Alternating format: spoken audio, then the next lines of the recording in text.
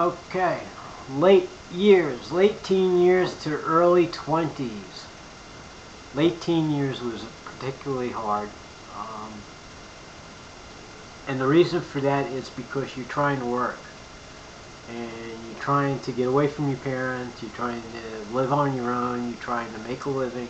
And working is hard because every day that you wake up, you're in immense pain. Either your back hurts, you have sciatica, your knees are swollen, you can't bend.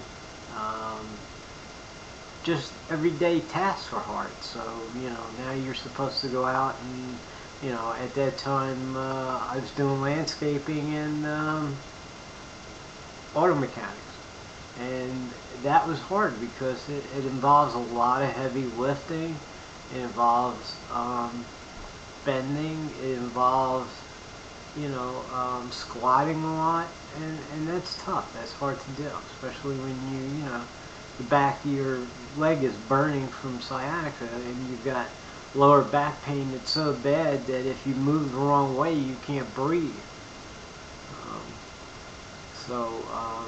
I've lost a couple of jobs because of taking days off for that. And it's tough to get up every day and just go back and get out there and look. And, you're at the doctors and the doctors are telling you there's not much we can do, We don't understand it. We don't know what's causing it. We've given you every drug that you can possibly think of. And, it comes and goes.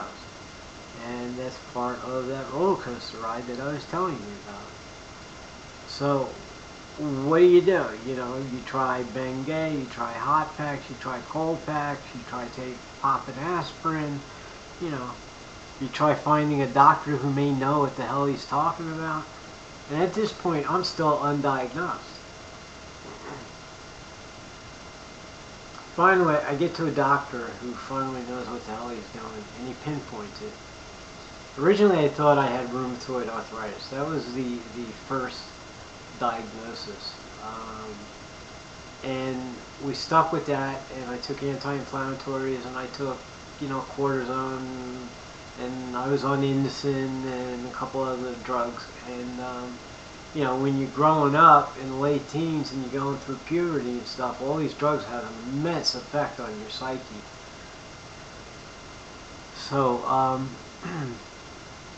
I think Indocin was worse. That's the worst drug I've ever been on. That drug made me do mood swings like you cannot believe. So I get to the point where I finally get to a doctor who tells me what I have. Me and my dad are sitting here in the office, and he looks at my dad and he says, well, we did a blood test on your son, and he's HLA-B27 positive. And the x-rays are showing that his sacroiliac joints are almost fused. So at that point he says, the disease is called ankylosing spondylitis, and your son will be crippled, bent, and barely able to move by the time he's in his late 20s. So I can't tell you what that's like. When you're sitting there and here you are, a young teenager, and you're listening to a doctor tell you that basically your life is going to be over with. You're going to be a crippled mess, that you're going to be in pain for the rest of your life. They don't have a treatment for it. They don't know what causes it. I walked out of that doctor's office feeling like a cancer patient who was just told that he had, a brain tumor and he was going to be dead in 6 months. And that's exactly how me and my dad felt. So where do you go from there? What do you do? Didn't have the internet then. Couldn't pop on the internet to figure out where to go, what to do, or who to see. Anyhow, life went on. My parents were going through a divorce at that time. I went to go live with my dad. And I worked for him driving him around. So I was his driver, and it was a job that I could do. It didn't require anything physically strenuous, which was good because at that time I wasn't able to do anything strenuous.